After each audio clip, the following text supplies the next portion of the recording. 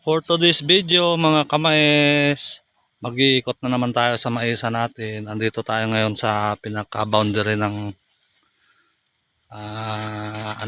maisan. Itong sa kabila,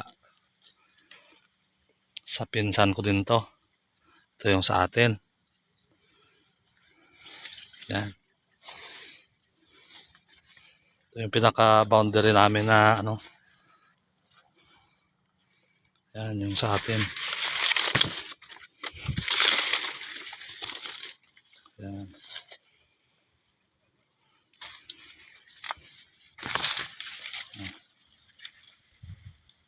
Yan.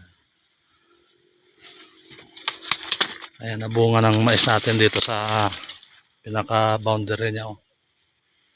Pinaka-boundary namin. Thank you for watching mga